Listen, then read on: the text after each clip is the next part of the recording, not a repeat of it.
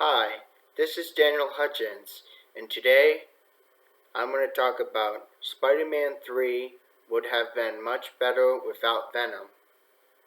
Okay, so this is from a trustworthy site called Screen Rant, right? So Venom made his cinematic debut in Sam Raimi's Spider-Man 3, but the film would have been better without him.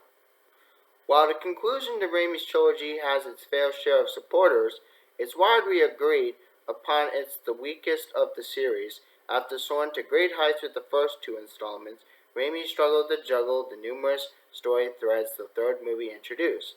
The Wyvern, a mixed bag that even he agrees doesn't completely work. For many people, Spider-Man 3's issues can be traced back to the ill-advised decision to make Eddie Brock and Venom a key component of the narrative. The symbiote and black suit Spider-Man do play into the film's theme of Peter Parker battling the villain within himself, but Venom feels like a tacked-on addition and is severely shortchanged. Several people were disappointed by the portrayal, seeing it as nothing more than a wasted opportunity and a cheap ploy to get fans even more excited for the sequel. Before Tom Hardy hopefully launches a new franchise for Sony, it's time to take a look back to see how the studio derailed one of their flagship properties over a decade ago. Sam Raimi's original Spider-Man 3 plan. Okay, so the original Spider-Man 3 plan, Harry Osborn's New Goblin, the culmination of a storyline that ran through the first two movies, and Sandman were always intended to be the antagonist in Spider-Man 3. However, Raimi was keen on adding a third foe for Peter to battle against. He initially wanted it to be the Vulture, with Ben Kingsley even meeting to discuss the role. Obviously, it did not pan out, and Vulture would have to wait until 2017's Spider-Man Homecoming to finally make it to the big screen. Viewers may say that this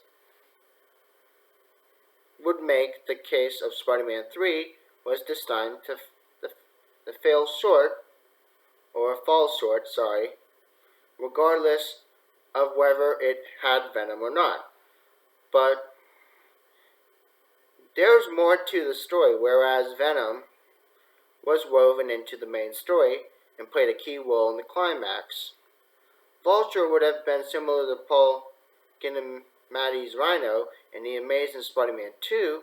Thomas Hayden Church, who played Sandman in Spider-Man 3, revealed in an interview Vulture would have bookended the film, possibly setting up his return in Raimi's Spider-Man 4.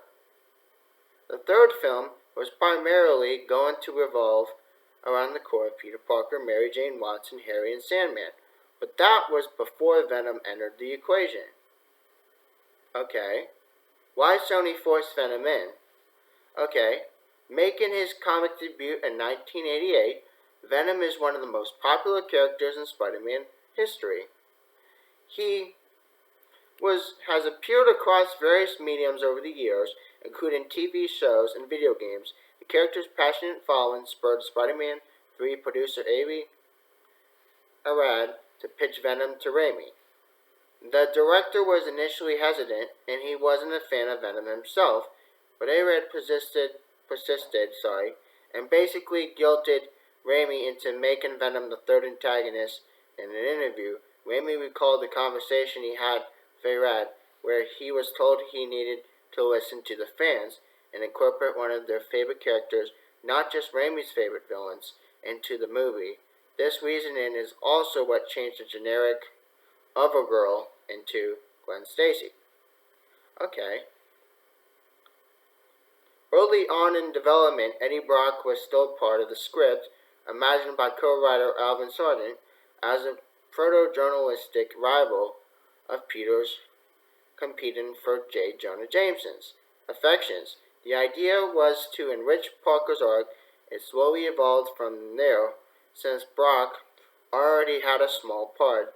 That probably gave Arad the extra ammunition he needed to get Venom into the movie. In a way, it's easy to see where the producer was coming from at the time. However, if viewers learned Eddie Brock was going to be in Spider-Man 3, but he wasn't going to transform into Venom, then there would have been disappointment. Of course, people ended up disappointed anyway, and Arad took the blame for how things turned out years later.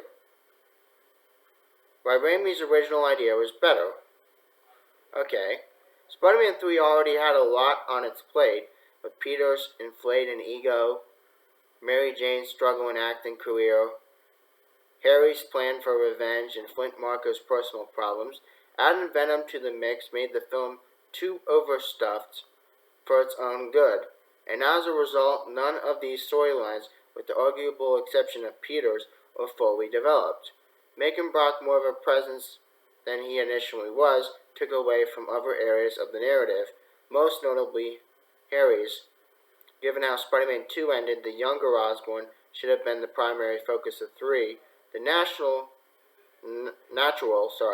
progression for the trilogy was to have Peter and Harry's conflict come to a head, rather than have Harry hit his head and forget all about his motivation. Vulture is one of the oldest Spider-Man foes, going way back to 1963. However, it would be hard to argue his fan base is as sizable as Venom's. If Vulture was announced for Spider-Man 3, expectations for the character's big screen debut wouldn't be so high. Relegating Adrian Toomes to be a petty crook your friendly neighborhood apprehends in the beginning and returns in the end isn't as severe a screenwriting sin as mangling the execution of Venom. It's clear that what Raimi was going for with the surprise casting of Topher Grace, making Eddie a mirror of Peter, but it was a deviation from the source material that upset die-hard readers. Yes, fans like seeing their favorite characters on the big screen, but they prefer it to be done properly more than anything else. Why Raimi didn't make Spider-Man 4? Okay, Raimi's trilogy was one of Sony's flagship franchises in the early 21st century. So, the studio was keen on continuing it. They began development on Spider-Man 4 with Raimi, Tobey Maguire, Kirsten Dunst, and others all returning. The director once again revisited the Vulture idea and also considered featuring the Lizard. Dylan Baker played Dr. Kirk Connors in the last two movies. The script went through numerous revisions with scribes such as James Vanderbilt and Gary Ross taking stabs at it.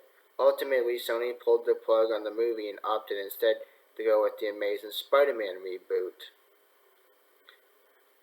The main reason Spider-Man 4 fell apart is because it was scheduled for a release on May 6, 2011, and Raimi was concerned he wouldn't be able to meet that date. Even after 4 screenplay drafts, he had difficulty cracking the story and didn't want to rush something for the sake of hitting the planned premiere. Especially after 3 turned out lackluster, Raimi most likely saw a 4th film as an opportunity to bounce back to get the series back on track. Remember, this was years before Sony made a deal with Marvel Studios to share the Spider-Man film rights, so keep in mind they had to be in production on a new movie by a certain time, or else the right would revert back to Marvel. Raimi chose to bow out and let a different creative team take a shot rather than risk sullying up his trilogy's legacy even further. Given that Raimi hit back home runs with his first 2 Spider-Man films, 2 was even named one of the AFI's top 10 films in 2004. It's a bit surprising Sony mucked up the 3rd movie as much as they did. Raimi was not warranted the same creative freedom Warner Bros. Gave Christopher Nolan on his Dark Knight trilogy, even though he was just as deserving. The downfall of the trilogy can be traced back to Sony's insistence Venom be a part of the 3rd movie, and the studio has been floundering ever since the Amazing Spider-Man series crashed and burned after 2 films, once again derailed by too many villains and forced subplots. Hopefully, they would have learned their lessons by now, and Venom can just be an entertaining comic book movie. Okay, so there you go, guys. That's just information I just want to share from an old article I found based, on what I found about Spider-Man 3 and how it could have been better without Venom and stuff. So, if you get a chance, please subscribe to my channel, and you guys have a nice day. Thanks.